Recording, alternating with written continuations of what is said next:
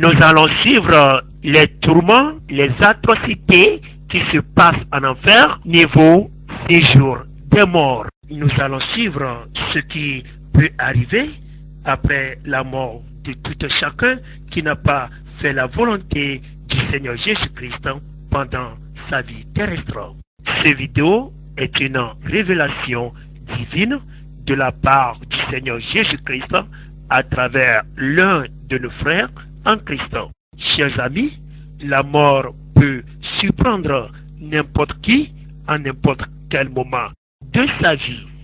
Mais la grande question est que où irais-je si je quittais un jour ce monde des vivants? Réalisons ici la séparation de l'âme du corps, dont la mort. Quant aux démons, ils viendront chercher les âmes de ceux qui ne sont pas des disciples de Jésus-Christ et vont l'amener au lieu de torture du séjour des morts. Voyons ici le chemin qui mène au séjour des morts, au département de torture. Plus d'1 million d'âmes de par le monde entier l'empruntent par seconde pour se perdre définitivement. C'est une voie large, spacieuse, qui facilite la marche à des innombrables âmes qui vont en enfer régulièrement. Matthieu chapitre 7 du 13e au 14e verset. Entrez par la porte étroite, car large est la porte, spacieux est le chemin qui mène à la perdition, et il y en a beaucoup qui entrent par là. Mais étroite est la porte, resserré le chemin qui mène à la vie, et il y en a peu qui les trouvent. Des millions d'âmes qui allaient en enfer se composent toujours des âmes de toutes les nationalités, de toutes les races, de religions, etc. Sauf les disciples du Seigneur Jésus-Christ. La chaleur sur le chemin est intense, du jamais vécu. Mais l'on n'est pas encore jeté en enfer.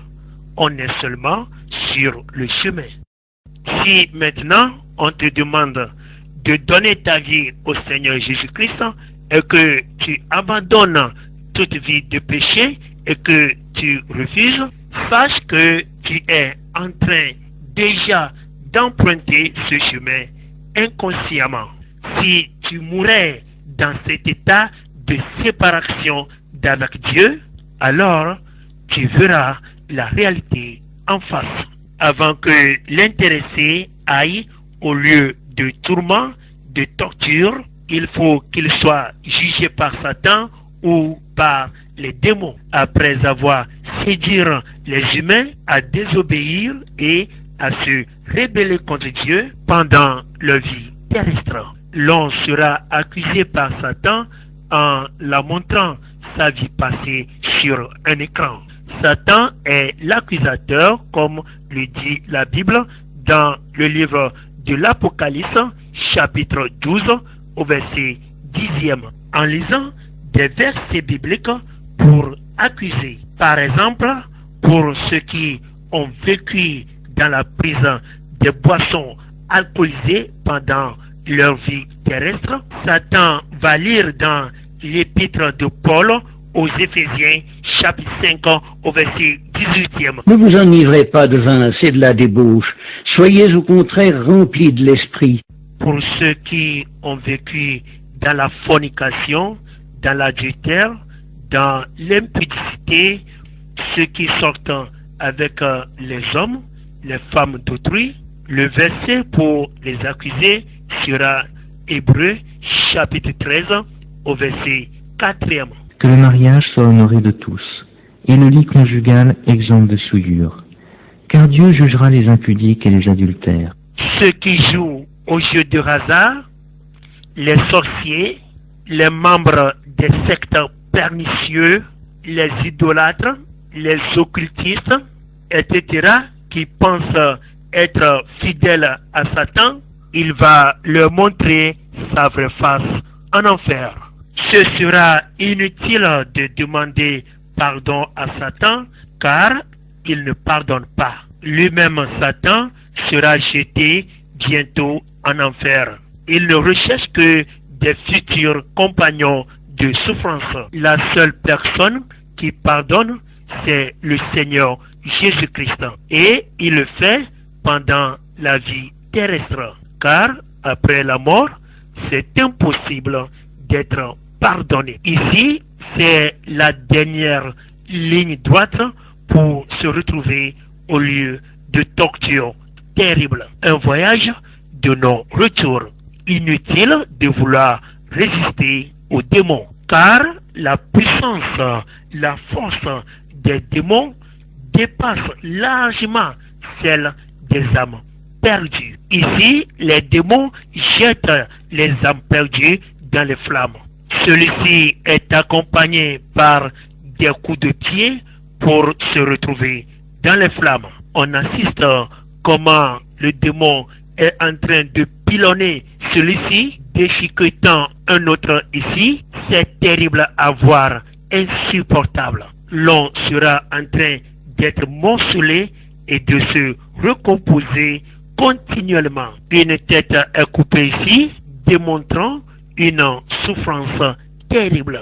On a de différents types de torture. Les démons sont en train de monter la puissance des flammes ici. Luc, chapitre 16, au verset 24e. Il s'écria, « Père Abraham, aie pitié de moi, et envoie Lazare pour qu'il trempe le bout de son doigt dans l'eau et me rafraîchisse de la langue, car je souffre cruellement dans cette flamme. » Retenons bien cette phrase du mauvais riche au séjour des morts. Il dit, je cite, « Je souffre cruellement dans cette flamme » veut dire qu'on a des souffrances dans les flammes.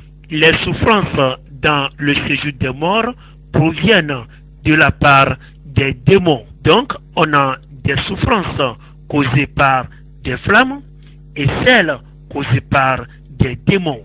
Celui-ci se fait fondre par les démons sous l'effet de l'acide. Malheureusement, pas d'échappatoire. Inutile de vouloir fuir, car l'on est sous le contrôle total de Satan et des démons. Aujourd'hui, on te dit de donner ta vie au Seigneur Jésus-Christ et tu refuses. Tu vis aisément dans le péché, dans l'idolâtrie, dans les sectes pernicieux, les biens matériels de ce monde éphémère. D'autres ne sont que des fréquentateurs des constructions des églises. Ils ne se repentent jamais, n'abandonnent jamais leur vie de péché. Réalises-tu la honte et des terribles souffrances qui t'attendent après ta mort? Maintenant, tu t'habilles comme il te semble bon, tu as peut-être de l'argent, tu manges ce que tu veux, tu fais tout ce que tu veux, mais réalises-tu ta condition de vie pour l'éternité? Tous ceux qui étaient déjà morts, n'ayant pas le Seigneur Jésus-Christ dans le cœur et n'ont pas mis en pratique ces recommandations, sont tous en train de subir ces souffrances terribles au séjour des morts à l'heure où nous parlons. Le grand mensonge est que lors des funérailles, certains dirigeants de certaines églises prient pour le repos de ces âmes qui sont en train déjà de subir ces souffrances terribles. Détrompons-nous, car la Bible dit dans Apocalypse chapitre 20 au verset 13e que chacun sera jugé selon ses œuvres. Tout cela que nous voyons mourir à nos yeux chaque jour, nos amis, nos frères, les membres de nos familles respectives, les rois, les grands rois de ce monde, les présidents de la République, les ministres, les riches, les pauvres, les personnages honorables, élevés de ce monde, etc., qui n'ont pas le Seigneur Jésus-Christ comme leur maître et leur Sauveur descendent tous dans ce lieu de souffrance insupportable. Depuis le commencement de la terre jusqu'aujourd'hui, tous ceux qui n'ont pas obéi aux recommandations du Seigneur Jésus-Christ viennent tous ici dans ce lieu de tourment au séjour des morts après leur existence sur la terre.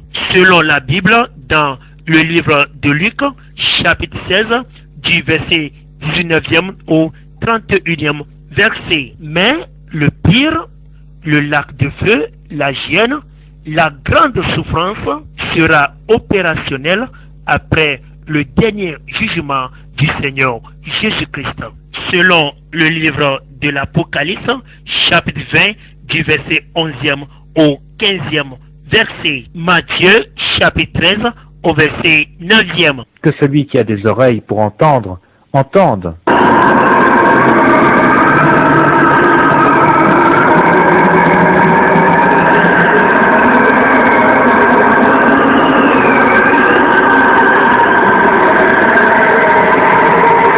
Toi qui veux prendre la décision maintenant d'échapper à l'enfer et aller au ciel, tu peux répéter cette prière après moi.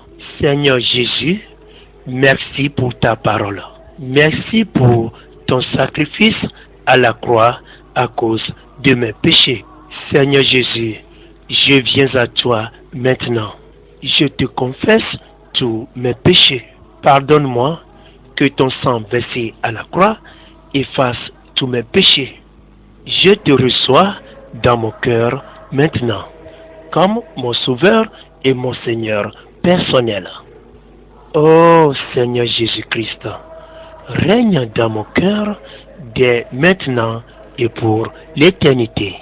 Efface mon nom dans le livre de la mort, le livre de l'enfer. Écris-le dans le livre de vie, le livre du ciel. Seigneur Jésus-Christ, merci infiniment. Amen.